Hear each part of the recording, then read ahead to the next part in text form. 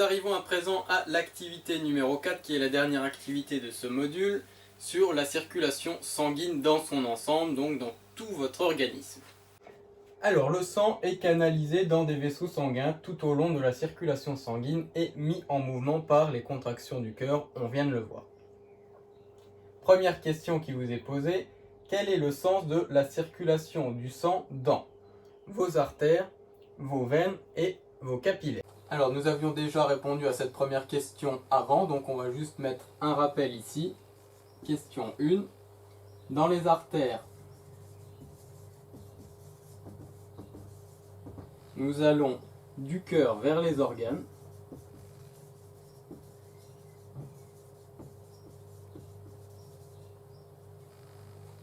Dans les veines, ça va être l'inverse. Donc des organes vers le cœur. Et au niveau des capillaires, donc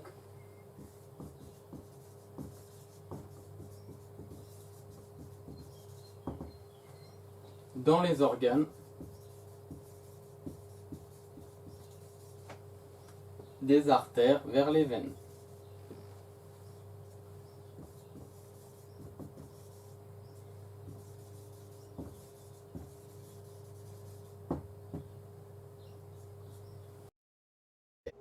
Question numéro 2 à présent, on vous demande de retracer le trajet du sang au niveau du cœur. Donc pour cette deuxième question, nous n'allons pas réécrire la même chose, vous mettez ainsi voir activité précédente.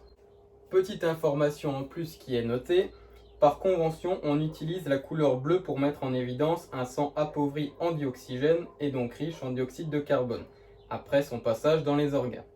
La couleur rouge, quant à elle, est utilisée pour le sang riche en dioxygène, après son passage dans les poumons. Donc c'est ce que je vous avais expliqué, on utilise souvent la couleur rouge pour du sang riche en dioxygène et du sang couleur bleue pour le sang riche en dioxyde de carbone. Question 3 à présent, on vous demande de compléter le schéma suivant qui va reprendre toute la circulation sanguine, y compris celle au niveau de vos poumons et celle au niveau de vos organes. Donc j'ai représenté ici le petit schéma et nous allons le compléter et réaliser la légende juste à côté. Alors nous allons commencer par les numéros. Ici ça va être le 1, 2 ici, 3 par ici, le 3 continue ici, le 4, le 5 ici, le 6 par ici, le 7 ici, le 8 ici, 9, 10 et 11. Donc notez déjà les numéros suivants. Donc maintenant avec votre crayon, nous allons réaliser les vaisseaux sanguins. On va commencer par les faire au crayon et on repassera avec les couleurs juste après.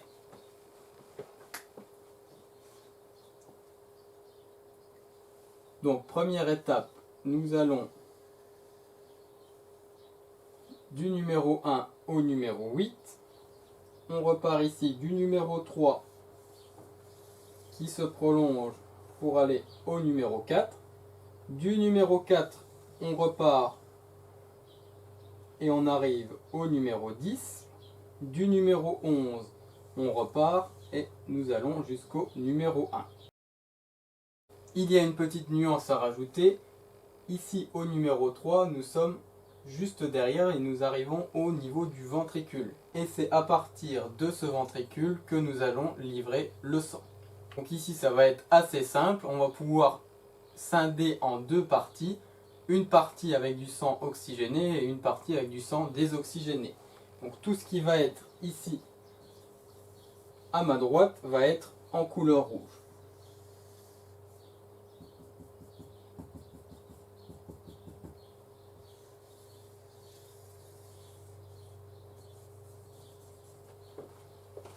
Donc toute la partie droite ici, qui est en fait votre cœur gauche, car vous vous positionnez dans cette position, et vous voyez que c'est toute la partie où le sang va être oxygéné.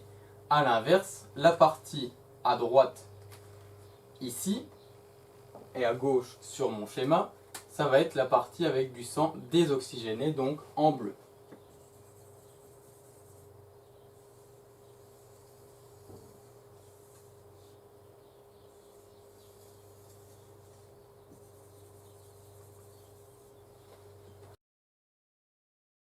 Il ne nous reste plus qu'à indiquer la légende avec les numéros juste à côté. Le numéro 1, poumon. Le numéro 2, veine pulmonaire.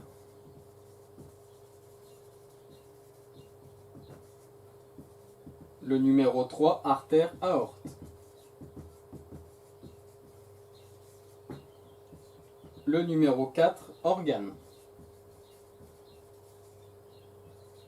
Le numéro 5, veine cave.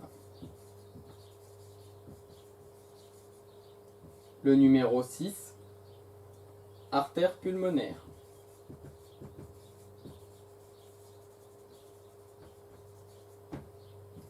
Le numéro 7, le cœur. Le numéro 8, l'oreillette gauche.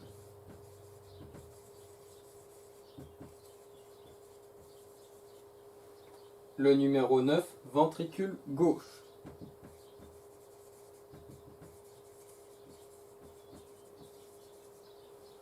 Le numéro 10, oreillette droite.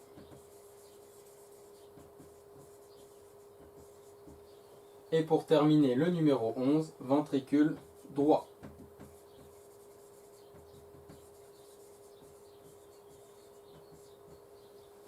Voilà, la légende et le schéma est presque terminé. Il ne nous reste plus qu'à indiquer le titre qui est la circulation sanguine chez l'homme. C'est le titre de votre schéma. Question 4 à présent. Pourquoi peut-on dire qu'il y a une double circulation du sang? Alors c'est simplement, il y a deux circuits. Un premier circuit qui va du cœur vers les organes et un deuxième circuit qui va du cœur vers les poumons. Donc deux types de circulation. Une petite circulation vers les poumons et une grande circulation vers tous vos organes. Vous pouvez donc noter la question 4. Il y a deux types de circulation.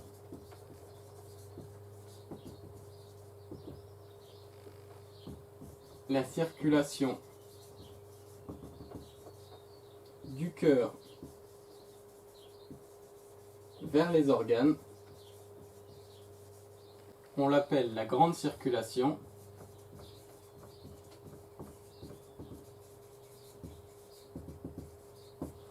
Et on a également la circulation du cœur vers les poumons. Et on l'appelle la petite circulation.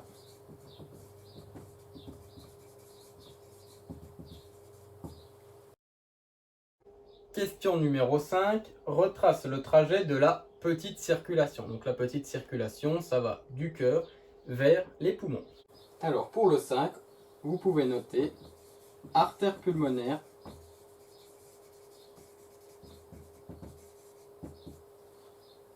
capillaire pulmonaire,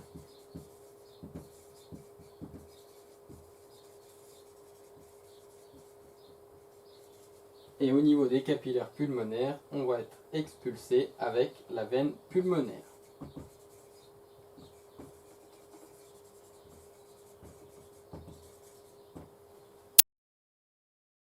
On vous donne en petite note en dessous que cette circulation s'appelle également circulation pulmonaire ou petite circulation et elle a pour fonction d'oxygéner le sang dans les poumons. Donc vous pouvez noter le mot qui manque, c'est circulation pulmonaire.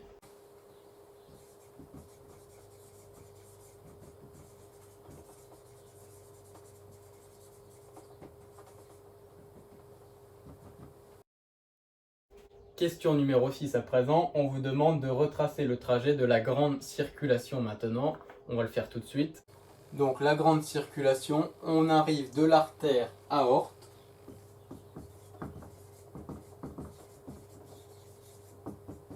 Pour passer au niveau des capillaires des organes.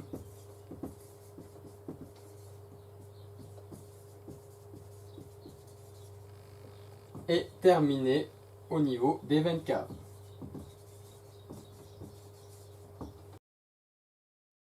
Question numéro 7 à présent, on vous demande pourquoi peut-on dire que la circulation sanguine de l'homme est fermée.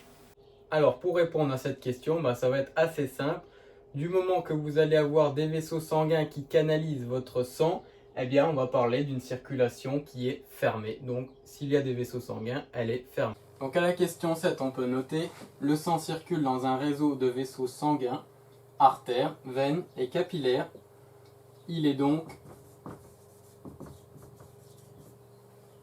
enfermé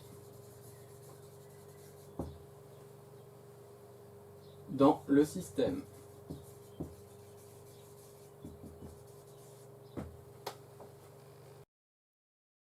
Deuxième caractéristique, elle est notée en information, le sang riche en dioxygène et riche en dioxyde de carbone ne se mélangent pas. On dit alors que la circulation est complète. Il est l'heure de terminer cette activité 4 et donc de noter la synthèse partielle où on va reprendre les différentes caractéristiques de la circulation sanguine chez l'homme. C'était une des questions que vous m'aviez posées pour le module suivant où c'était pour les animaux. Et bien là on va reprendre celle des caractéristiques chez l'homme. Alors la circulation sanguine de l'homme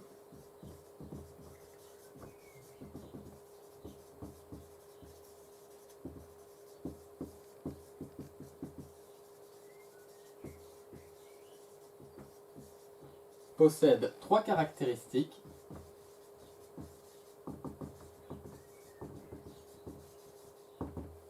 Première caractéristique, elle est fermée. Vaisseau sanguin.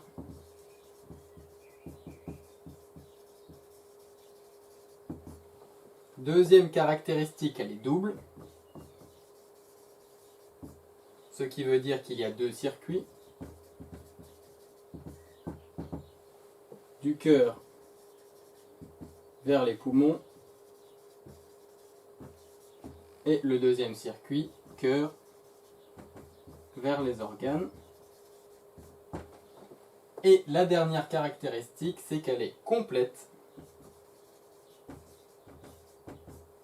En effet, il n'y a pas de mélange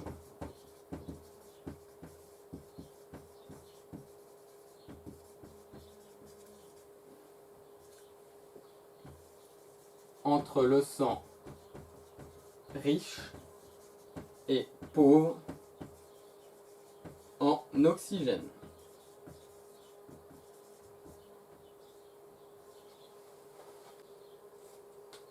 Dans l'enquête, vous pouvez le passer vu que nous n'avons pas fait l'enquête de départ.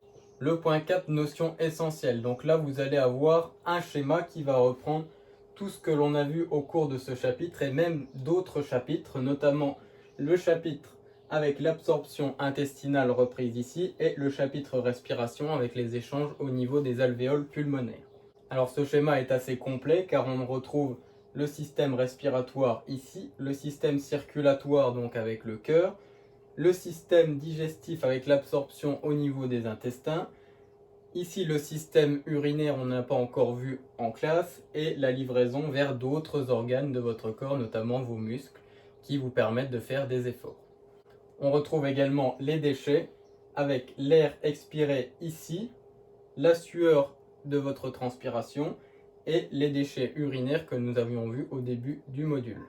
Un deuxième schéma en dessous qui reprend les deux types de circulation, la grande circulation qui va du cœur vers différents organes et la petite circulation qui va de votre cœur jusqu'aux poumons. Vous trouverez également dans la suite des notions essentielles un petit brainstorming. Donc on part d'un élément essentiel qui est la circulation sanguine et nous allons trouver toutes les caractéristiques, notamment les caractéristiques des vaisseaux sanguins, les caractéristiques du cœur, les caractéristiques de la circulation sanguine. Tout ça est repris dans ce brainstorming avec des mots et des expressions simples que vous pouvez comprendre facilement. Pour terminer ce module, donc il nous reste les applications à faire et comme dans les derniers chapitres, je vais vous mettre ces exercices sur le site Learning Apps où vous allez pouvoir retrouver ces différents exercices. Et une fois que vous les aurez terminés, vous pouvez me les envoyer ou auto-corriger avec le site et les compléter évidemment dans votre manuel.